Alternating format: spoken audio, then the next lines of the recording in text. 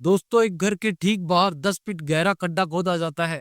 उस खड्डे से निकलती एक नई नवेली दुल्हन की लाश।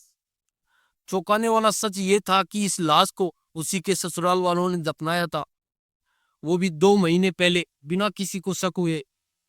पूरा मोहल्ला रोज उस खड्डे के ऊपर से गुजरता था, बेखबर कि नीचे एक बहू की लाश दबी है।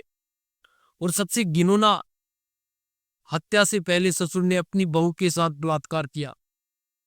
आखिर क्यों एक पूरा परिवार इस जघन्य अपराध में शामिल हुआ, और कैसे 2 महीने बाद इस परफेक्ट क्राइम का पर्दाफाश हुआ, ये कहानी आपके रोंगटे खड़े कर देगी। नमस्कार दोस्तों, मैं हूं युग बगड़िया। अगर आप पहली बार हमारे चैनल पर आए हैं तो चैनल को सब्सक्राइब कर लीजिए और बेल आइकन दबा दीजिए, ताकि हमारी हर नई कहानी की नोटिफिकेशन सबसे पहले आपको मिल सके। आज की ये सच्ची कहानी यूपी के फरीदाबाद से है, जहां एक परिवार ने अपनी नई नवेली बहू तनु राजपूत की जिंदगी को नरक बना दिया था। दहेज के लिए यातनाएं, बलात्कार और फिर हत्या। ये कहानी इतनी भयानक है कि आप सुनकर सिर उठेंगे। ये हमें सिखाती है कि दहेज का लालच और सामाजिक दबाव बेटियों की जिंदगी को कैसे तबाह कर सकता है। साथ ही ये सवाल उठता है कि क्या हम अपनी बेटियों को सही मायनों में सुरक्षित रख पा रहे हैं। तो चलिए बिना देरी के शुरू करते हैं इस दिल दहला देने वाली कहानी को। ये कहानी शुरू होती है यूपी के सिकोआबाद से, जहां तनु राजपूत अपने परिवार के साथ रहती थी। तनु एक साधारण पढ़ी लिखी और हंसमुख लड़की थी, जिसके सपने थे एक अच्छा परिवार, प्यार करने वाला पति और खुशहाल जिंदगी। 21 जून 2023 को तनु की शादी फरीदाबाद के अरुण सिंह से तय हुई। अरुण का परिवार देखने में काफी सभ्य लगता था। तनु के पिता ने अरुण को पसंद किया और काफी धूमधाम से उनकी शादी की। 22 जून 2023 को तनु ने अपने ससुराल में कदम रखा। ये वो पल था जब तनु ने सोचा होगा कि अब उसकी एक नई जिंदगी शुरू होगी, लेकिन ये गृह प्रवेश उसके लिए नरक का दरवाजा खोलने वाला साबित हुआ। ससुर भूप सिंह, सास सोनिया, पति तरुण और ननद काजल, ये 4 लोग तनु के ससुराल का परिवार थे। शादी के बाद शुरुआती दिन ठीक रहे, लेकिन जल्द ही तनु की जिंदगी बदलने लगी। उसे बाहर निकलने की इजाजत नहीं थी, ना ही किसी से मिलने की। यहाँ तक कि उसकी मुंह दिखाई की जो रस्म होती है, वो भी नहीं हुई। मोहल्ले वालों ने कभी भी तनु का चेहरा तक नहीं देखा था। शादी के कुछ महीनों बाद ससुराल वालों ने तनु पर दहेज के लिए दबाव बनाना शुरू किया। भूप सिंह और सोनिया तनु से बार बार पैसे मांगते। वो कहते अपने मायके से पैसे लाओ, सामान लाओ, वरना तुझे यहाँ नहीं रहने देंगे। तनु पर मानसिक और शारीरिक यातना जो शुरू हो गई। उसे कमरे में बंद रखा जाता, मारपीट की जाती और उसकी आवाज को दबाया जाता। लगभग 1 साल बाद 2024 में तनु की मां की मौत हो जाती है। इस दुख की घड़ी में भी ससुराल वालों ने तनु पर दबाव बनाना नहीं छोड़ा। वो कहते अब तो तेरी माँ भी नहीं रही, अपने बाप से पैसे ला कर दो। तनु टूट चुकी थी। उसने अपने मायके वालों से ये सारी शिकायत की और कुछ समय के लिए सिकोआबाद चली गई। वहां उसने अपनी बड़ी बहन प्रीति और पिता को सारी बातें बताई, लेकिन मायके वालों ने सामाजिक दबाव और लोग क्या कहेंगे, इसके डर से तनु को समझाया एडजस्ट कर लो, शादी को तोड़ना ठीक नहीं है।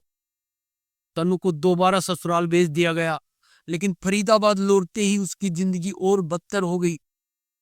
ससुराल वालों ने अब उसके ऊपर और ज्यादा सख्ती करना शुरू कर दिया। तनु को फोन पर बात करने की इजाजत नहीं थी।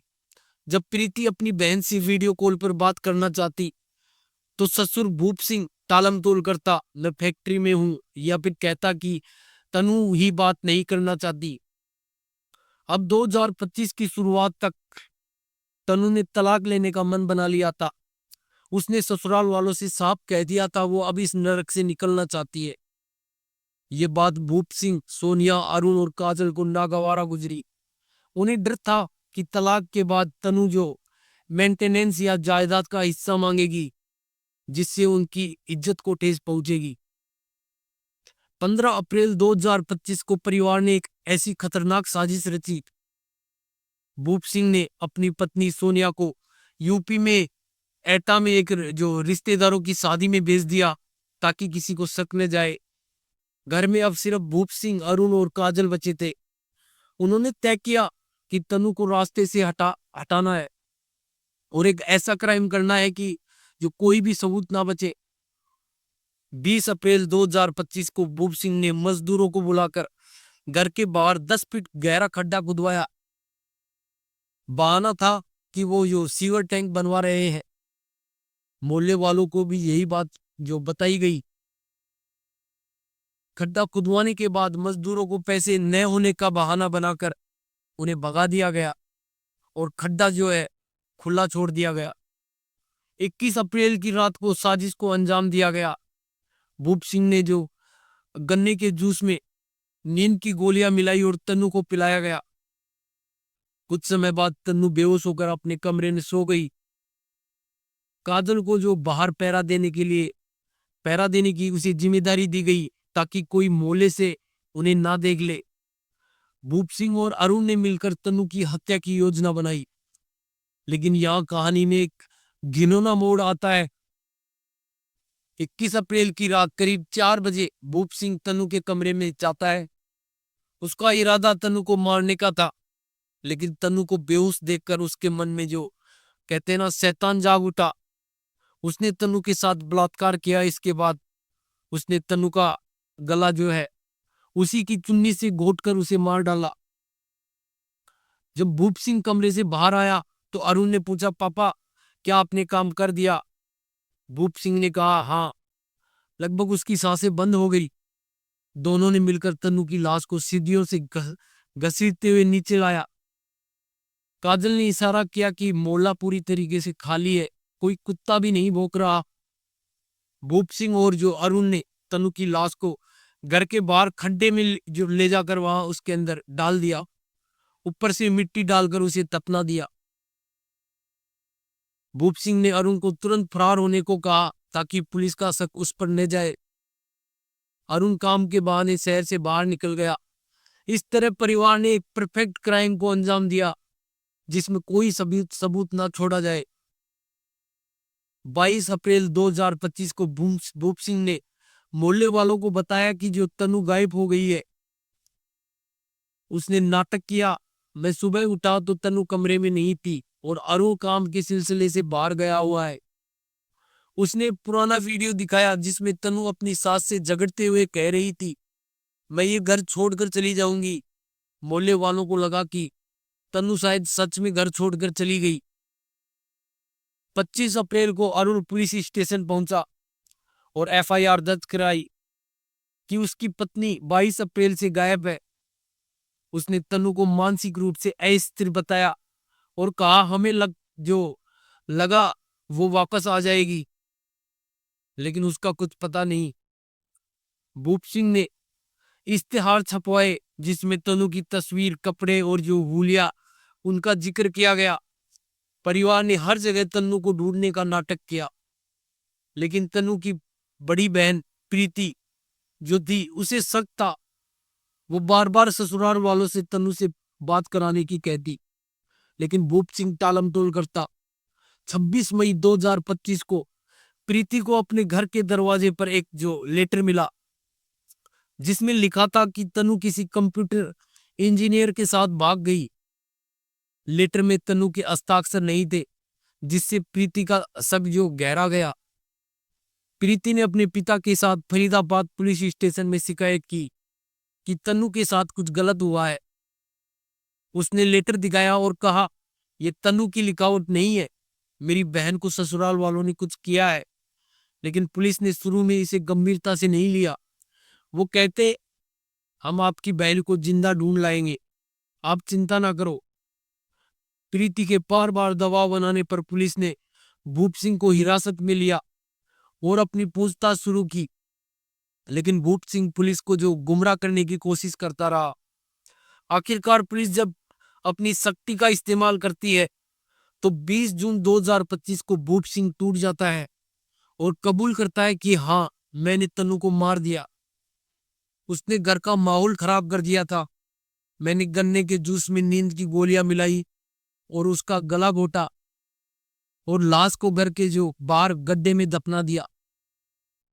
पुलिस ने जब उस गड्ढे की खुदाई की तो तनु का कंकाल बरामद हुआ, लेकिन प्रीति और पुलिस को शक था कि भूप सिंह अकेले ये सब नहीं कर सकता। एक 54 साल का व्यक्ति इतना शातिर अपराध कैसे कर सकता है। प्रीति ने कमिश्नर से शिकायत की और केस जो है क्राइम ब्रांच को सौंपा गया। क्राइम ब्रांच ने प्रोफेशनल तरीके से जांच शुरू की। उन्होंने अरुण के फोन की सीडीआर और जो सेंट और लोकेशन चेक की तो पता चला कि 21 अप्रैल को अरुण का फोन घर के आसपास ही एक्टिव था, जबकि भूप सिंह ने दावा किया था कि अरुण का जो काम के सिलसिले में घर से बाहर था। पुलिस ने अरुण को पकड़ने की कोशिश की, लेकिन वो फरार हो चुका था। भूप सिंह से दोबारा सख्ती से पूछताछ हुई। आखिरकार उसने पूरा सच उगल दिया। उसने बताया कि तन्नू की हत्या में पूरा परिवार शामिल था। भूप सिंह, अरुण और काजल ने मिलकर जो ये साजिश रची थी। सोनिया को पहले ही घर से बाहर भेज दिया गया था ताकि किसी को शक ना हो। भूप सिंह ने तन्नू के साथ बलात्कार किया और फिर उसकी हत्या की।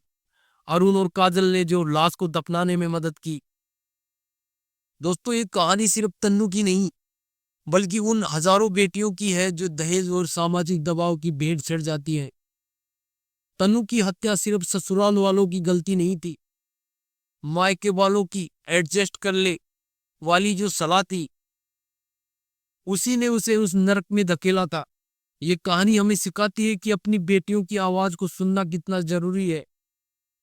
अगर आपकी बेटी या बहन कहे कि उसे ससुराल में परेशान किया जा रहा है, तो उसे लोग क्या कहेंगे इस डर से चुप न रखें।